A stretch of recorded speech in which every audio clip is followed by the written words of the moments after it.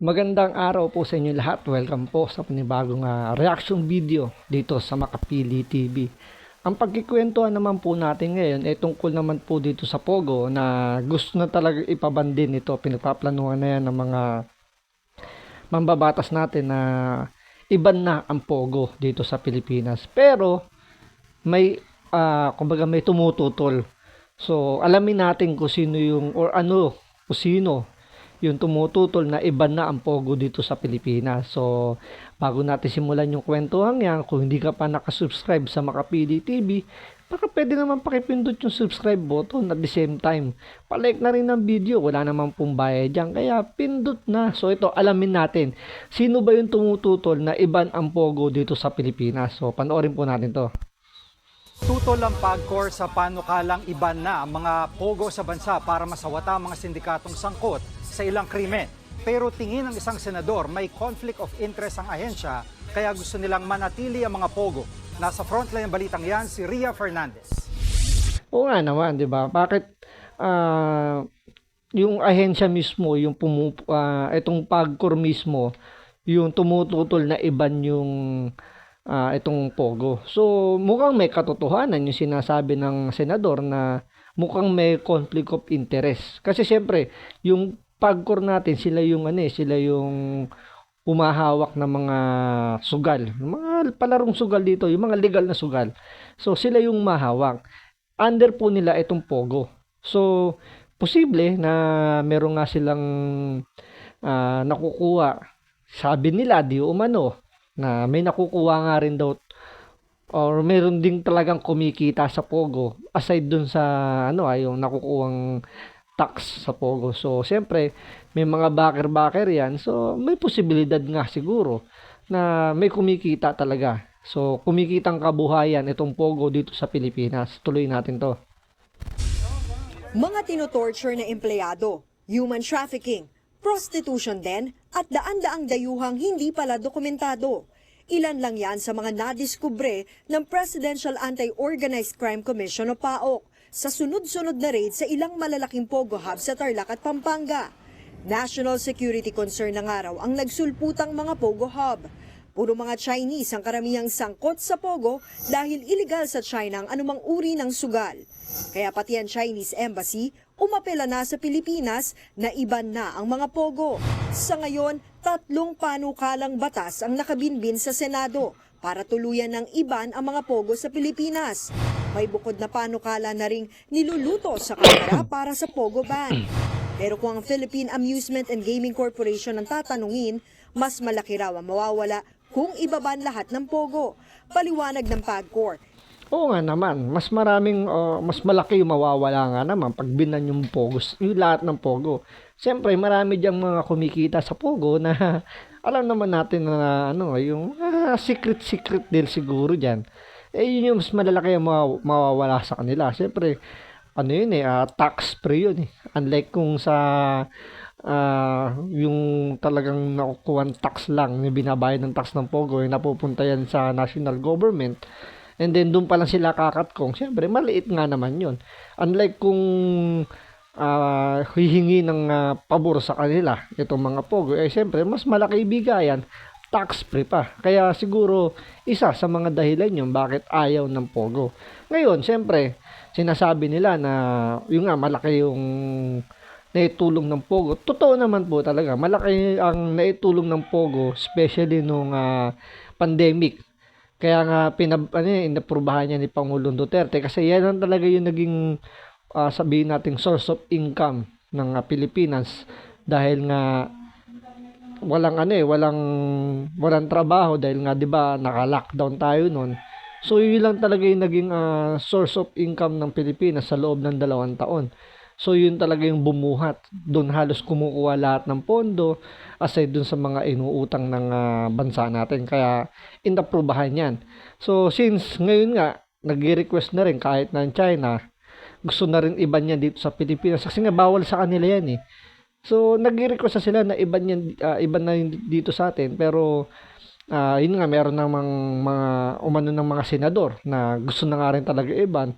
Pero itong PAGCOR mukhang talagang ayaw at mukhang magmamatigas na iba ng Pogo. So ano ba yung dahilan nila? Bakit aside dun sa nakukuhang malaki raw nakukuhang bayad.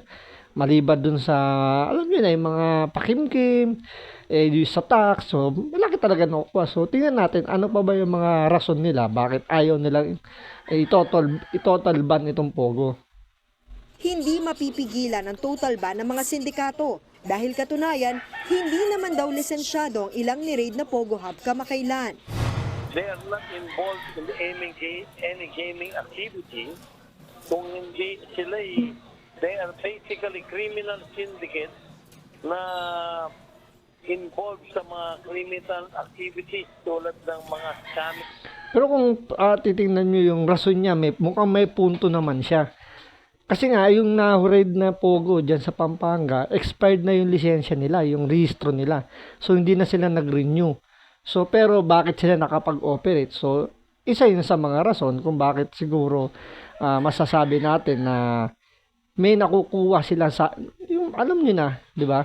Paano sila nakakapag-operate kahit na expired din kailang registration. So, may punto naman siya na yung mga hinuli naman talaga, yung mga naipapasara mga Pogo, yun lang naman yung mga gumagawa ng mga illegal activity tulad ng criminality, scamming. So, may punto nga naman. Sana, kung kung hindi na palalakayin yung issue, siguro bigyan lang nila ng sobrang attention na hulihin lahat ng kumbaga maghihigpit sila sa operation ng mga Pogo. So kailangan regular lang siguro yung pagbisita nila, yung mga inspection, regular inspection, double check lahat ng empleyado kung lahat sila may mga working visa. So kasi ano yung nangyayari ngayon na nag-uusbungan na parang mga kabute yung mga Pogo. So, yung mga Pogo Hub, medyo hirap pasukin ng mga kapulisan natin para sa inspection. Kailangan bang kumuha ng court order. Doon pala makikita nyo na, di ba?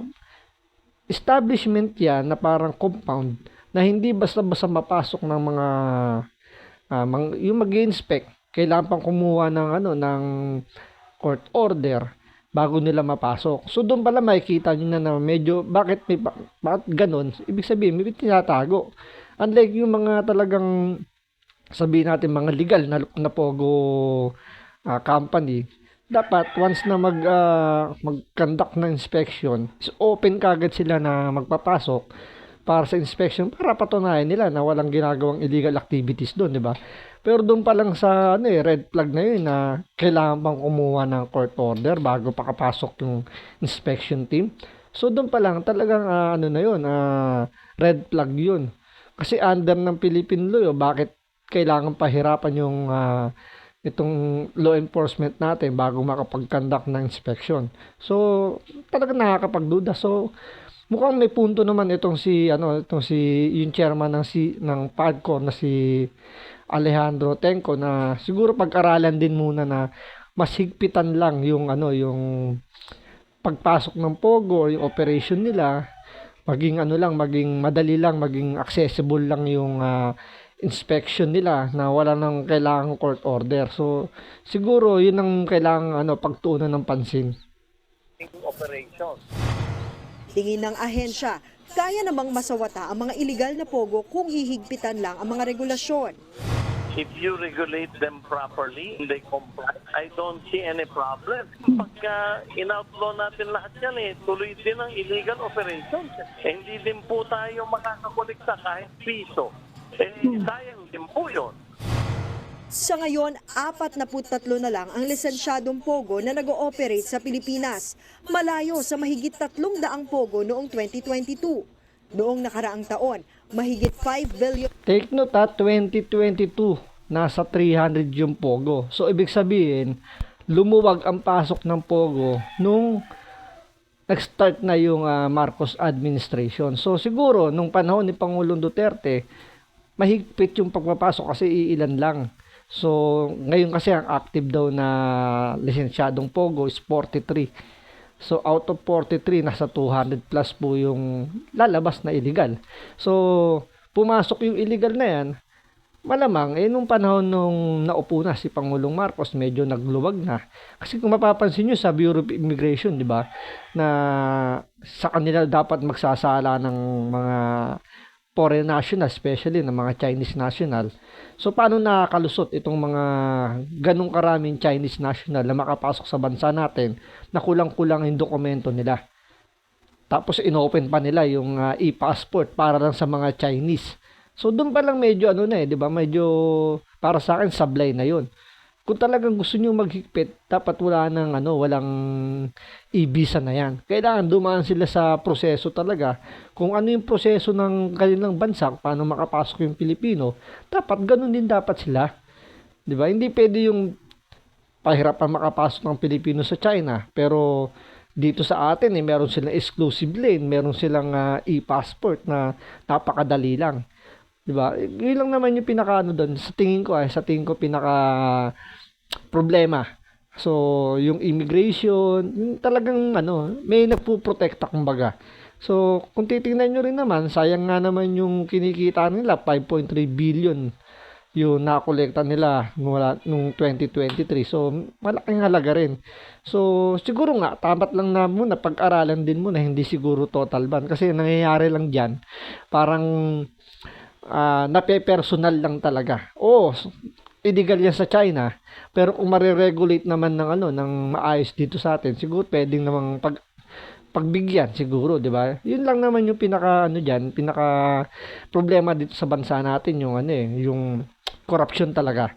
Kung hindi lang sa corruption, siguro magiging maayos yung pagpapatakbo dito sa pogo na to. Pesos ang nakolektang kita sa kanila ng PAGCOR, bukod pa sa buwis na nakolekta ng Bureau of Internal Revenue o BIR. Pero kung isa sa mga nagsusulong ng total ban na si Senator Win Gatchalian ang tatanungin, hindi sapat na basehan ang kinikitang pera sa Pogo para pabayaan lang sila.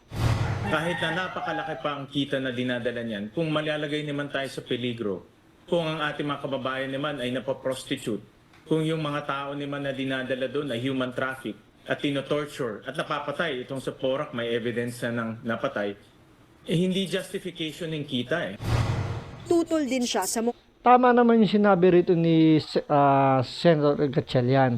Pero siyempre, kung maghihigpit nga naman, gaya ng sinasabi nga ni itong PAGCOR na kailangan lang i-regulate talaga ng maayos. Tulad niyan, kung hindi lisensyado, expired ang registration, paano sila nakakapag-cooperate?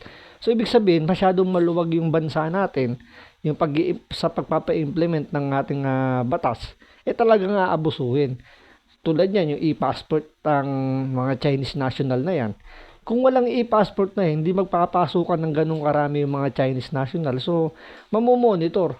So, dahil nga sa sobrang dami yung nakakapasok dito na Chinese national, hindi na mamomonitor yan. So, ang ending talagang yung mga pasaway na in-check, dito magkakalat yan.